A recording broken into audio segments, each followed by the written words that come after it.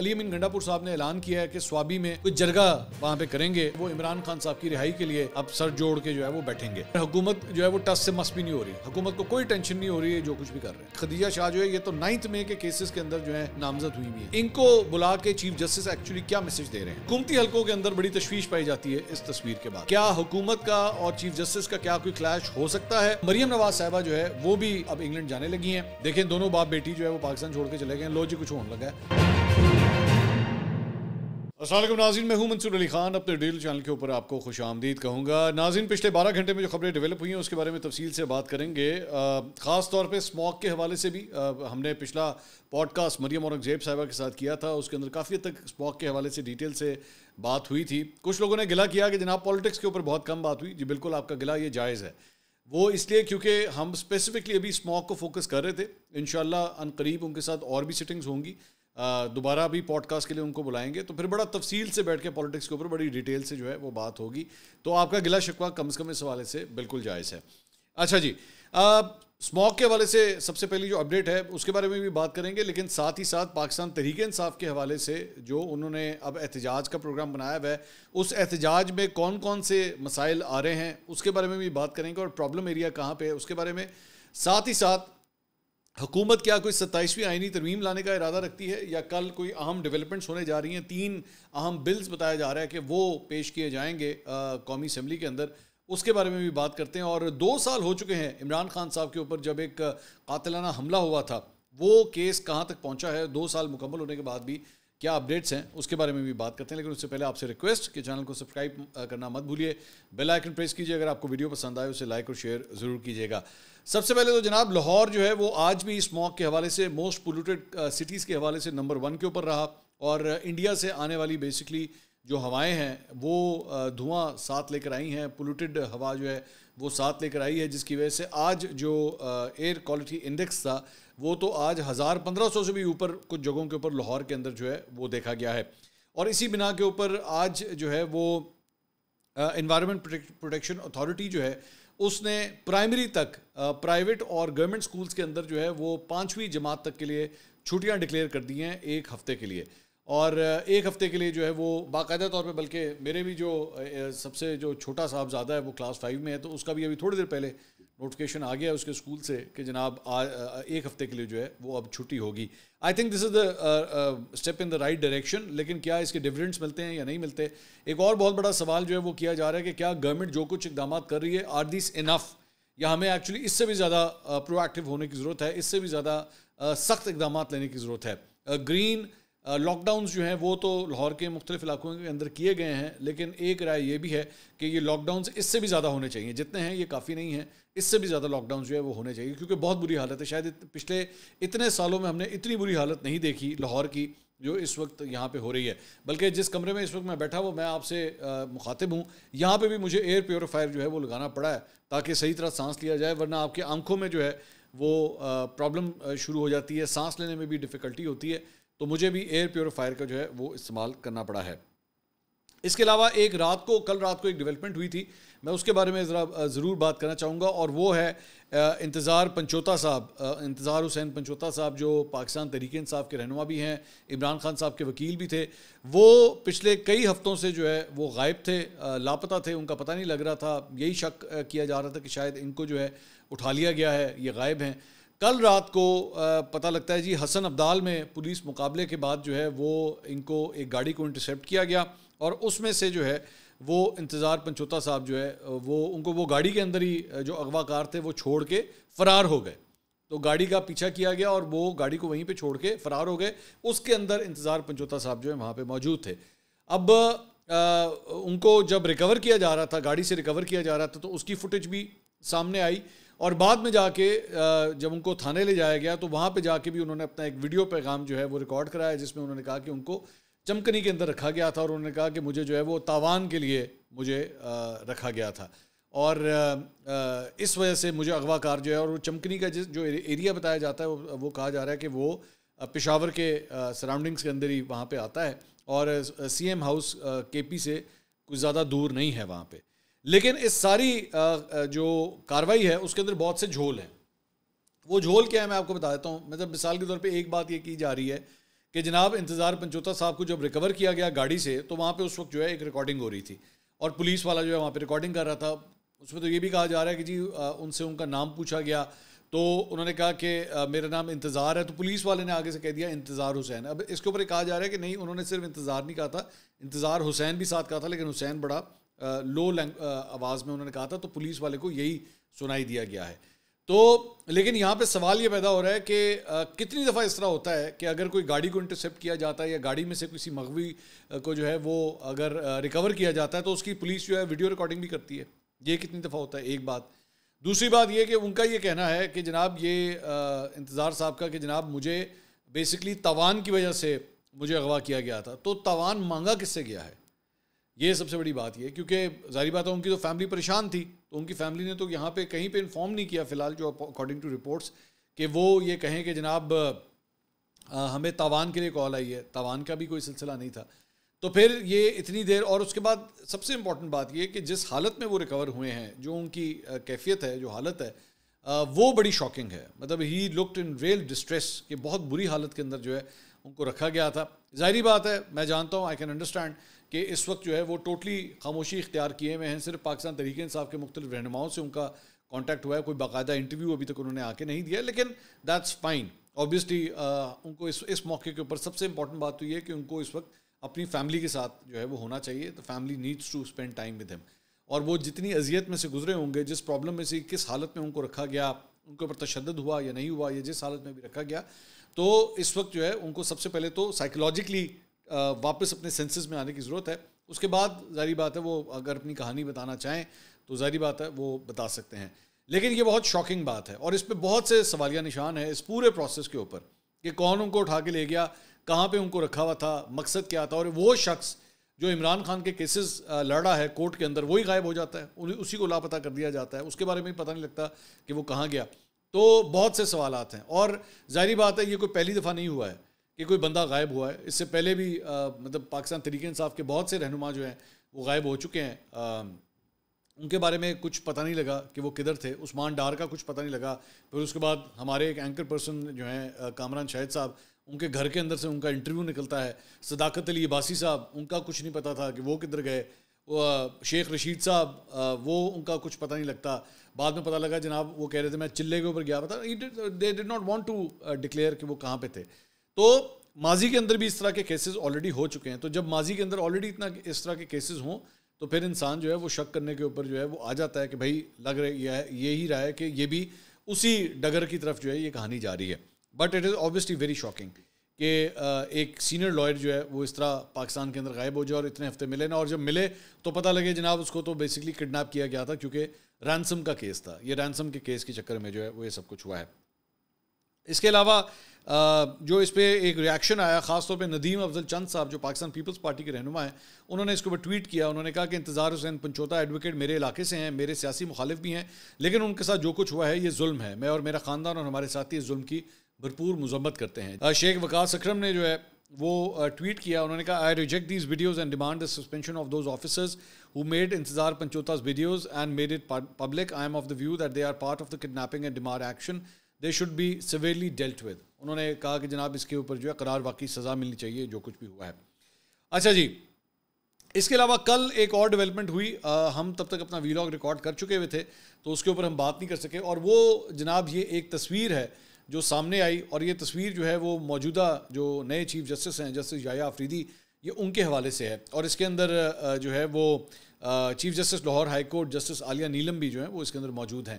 اب یہ جو میٹنگ تھی یہ تھی بیسکلی جیل اصلاحات کے حوالے سے. اب اس کے اندر باقی تو ٹھیک ہے, باقی سب کچھ تو میرے خیال میں اتنا اعتراض نہیں تھا, لیکن حکومتی حلقوں کی جانب سے, میں جب حلقے کہتا ہوں تو میں ان کے ووٹر سپورٹر کہتا ہوں, کیونکہ باقاعدہ طور پہ تو کسی نے اس کے اوپر آفیشیل اسٹیٹمنٹ نہیں دی ہے, لیکن مسلم لیگ نون کے ووٹر سپورٹر اس کے اوپر بڑے ناراض ہوئے کہ جناب اس کے اندر جو ہے وہ خدیجہ شاہ کو بلایا گیا تھا, اور خدیجہ شاہ کے تو وہاں پہ موجود تھیں, لیکن آہد چیمہ صاحب جو ہیں جو مسلم لیگ نون سے ہی تعلق رکھتے ہیں, سابقہ سینئر بیوروکریٹ رہ چکے ہیں, ان کو بھی بلایا گیا تھا. اب ان کو بلانے کا مقصد جو ہے وہ بیسکلی یہ تھا کہ ان دونوں نے جیل میں ٹائم سپینڈ کیا ہوا ہے.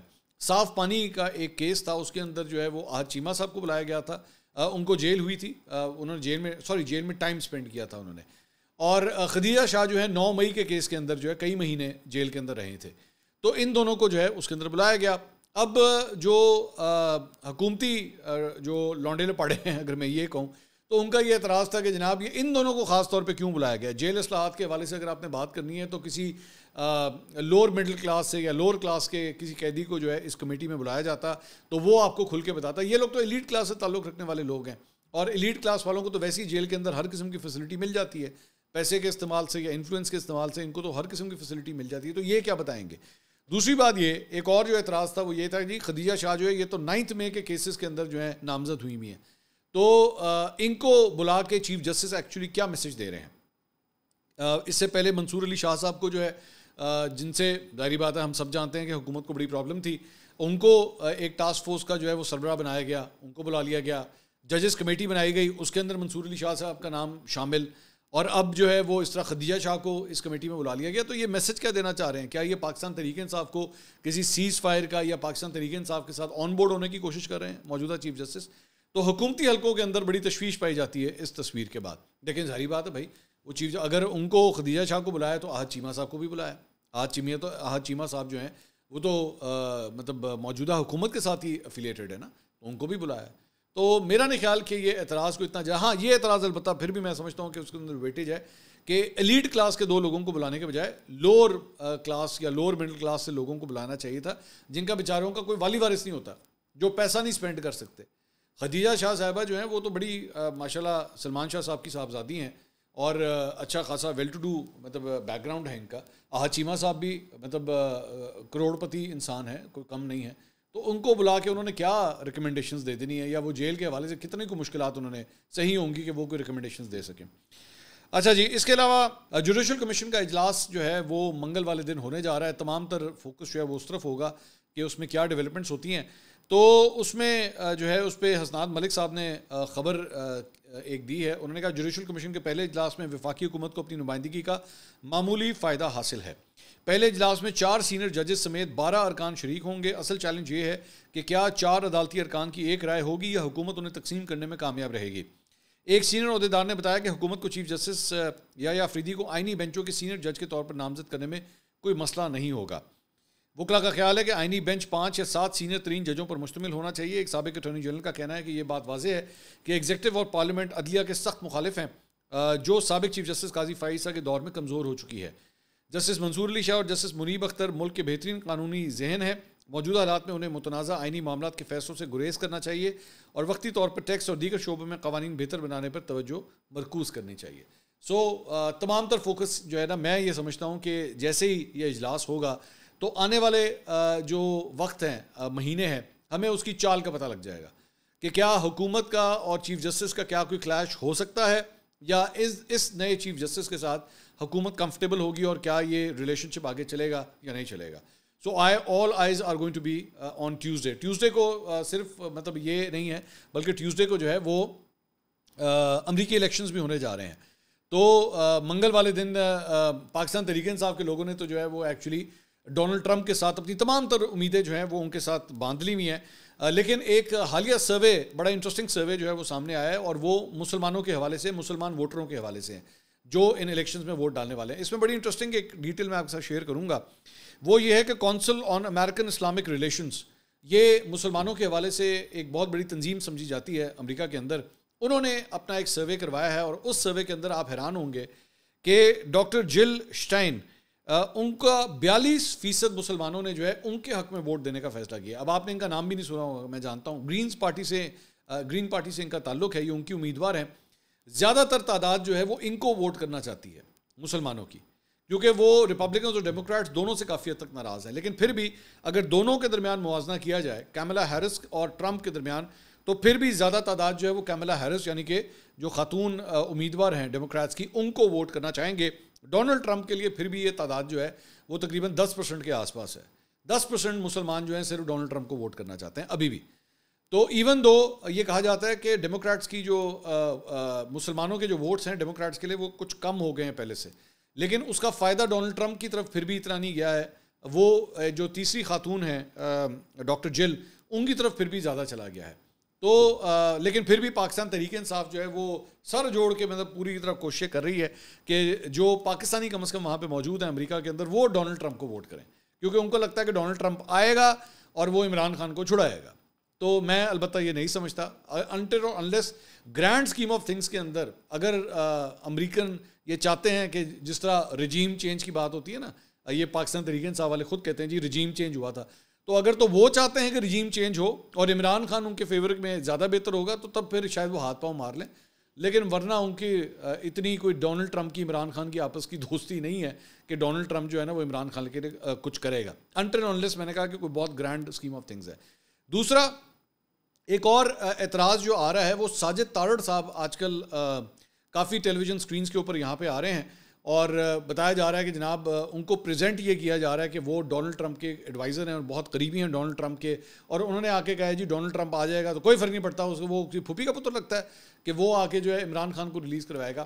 تو پاکستان تحریک انصاف کی جانب سے اس پہ ایک پوائنٹ آف ویو آیا ہے اور وہ یہ ہے کہ جناب یہ جو ساجد تارڑ صاحب ہیں یہ کوئی ایڈوائزر نہیں ہے ڈونلڈ ٹرمپ کے، یہ ان کی طرف سے یہ کہنا ہے اور یہ بلا وجہ ان کو ٹیلی ویژن اسکرینس پہ پاکستان کے اندر جو ہے پریزنٹ کیا جا رہا ہے کہ یہ ڈونلڈ ٹرمپ کے ایڈوائزر ہیں. کوئی ایڈوائزر نہیں ہے ان کے، صرف ایک چیز ہوئی تھی کہ ڈونلڈ ٹرمپ کی جو پہلی الیکشن کیمپین تھی اس میں ایک جلسے کے اندر سب سے آخر میں جا کے انہوں نے اسٹیج کے اوپر آ کے جو ہے نا وہاں پہ شاید سورہ فاتحہ پڑھی تھی اور مسلمانوں کو درخواست کی تھی کہ جی آپ ڈونلڈ ٹرمپ کے لیے ووٹ کریں.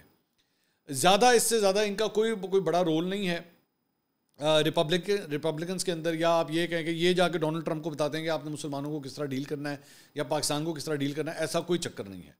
تو اس میں ایک ایگزامپل یہ بھی دی جاتی ہے کہ بھئی اس وقت وہاں پہ الیکشنز ہو رہے ہیں تو ساجد تارڑ صاحب کو تو اس وقت امریکہ میں ہونا چاہیے تھا، یہ پاکستان میں اس وقت کیا کر رہے ہیں، پاکستان میں مختلف چینلوں کے اوپر جا رہے ہیں، ان کو تو وہاں پہ ہونا چاہیے تھا. تو کافی حد تک ویٹیج نظر آتی ہے اس ساری چیز کے اندر کہ ساجد تارڑ صاحب کے اوپر جو ہے یہ اعتراض پاکستان تحریک انصاف کی جانب سے کیا جا رہا ہے. اچھا جی، اس کے علاوہ مریم نواز صاحبہ، نواز شریف صاحب جو ہیں ان کے بارے میں پتہ لگا ہے کہ جناب امریکہ کا 5 دن کا دورہ کر کے جو ہے وہ انگلینڈ واپس آ گئے ہیں، اور اب مریم نواز صاحبہ جو ہے وہ بھی تقریباً ایک ہفتہ بتایا جا رہا ہے کہ شاید ایک ہفتے کے لیے وہ اب انگلینڈ جانے لگی ہیں، اور ان کے گلے کا کوئی مسئلہ ہے جس کی وجہ سے یہ ویسے ٹیلی ویژن اسکرینس کے اوپر چل رہا ہے کہ جی انفیکشن ہے، it is not an infection, ان کو بہت ایک پرانا ایشو ہے گلے کے حوالے سے اور بڑا سیریس ہے وہ، تو یہ اس کے علاج کے لیے بتایا جاتا ہے کہ انہوں نے انگلینڈ میں جو ہے وہ جانا ہے. اب میں جانتا ہوں کہ جیسے ہی سب کچھ ہوتا ہے تو چہمگوئیاں شروع ہو جاتی ہیں کہ ہو دیکھیں دونوں باپ بیٹی جو ہے وہ پاکستان چھوڑ کے چلے گئے، لو جی کچھ ہونے لگا ہے.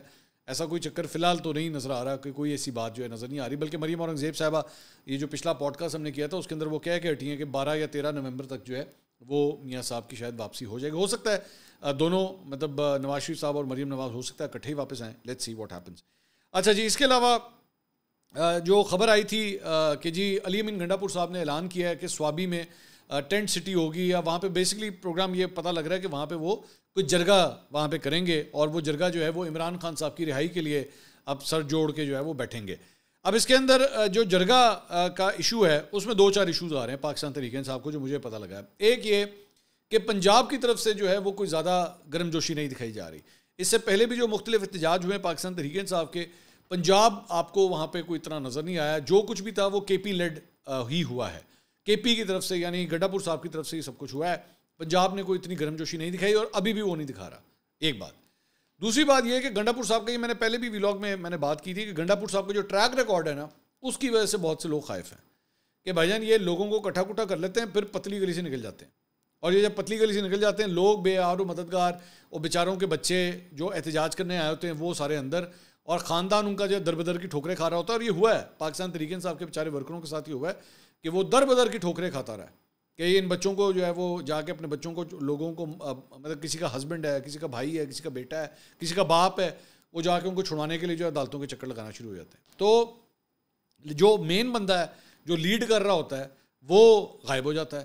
تو پاکستان تحریک انصاف کے اندر یہ سوچ بھی پائی جاتی ہے کہ گنڈا پور صاحب کے ہاتھ سے نا اس چیز کی ذمہ داری لی جائے، یا پھر اگر ان کو لیڈ کرنے دیا جائے تو پھر ساتھ اناؤنس بھی کیا جائے کہ اگر یہ ہٹ گئے یا نکل گئے یا پہاڑوں میں نکل گئے تو پھر سیکنڈ ان کمانڈ بندہ جو ہے نا وہ یہ ہوگا، یا تھرڈ ان کمانڈ بندہ پہلے سے اناؤنس کر دیا جائے کہ یہ ہوگا، اور احتجاج جو ہے نا پھر ختم نہیں ہوگا. دوسرا ایک یہ رائے بھی پائی جاتی ہے کہ یہ والا جو احتجاج ہے نا یہ آئے اور ختم، آئے جلسہ کیا اور ختم، اس کا کوئی رزلٹ نہیں نکل رہا، اور حکومت جو ہے وہ ٹس سے مس بھی نہیں ہو رہی، حکومت کو کوئی ٹینشن نہیں ہو رہی ہے جو کچھ بھی کر رہے ہیں.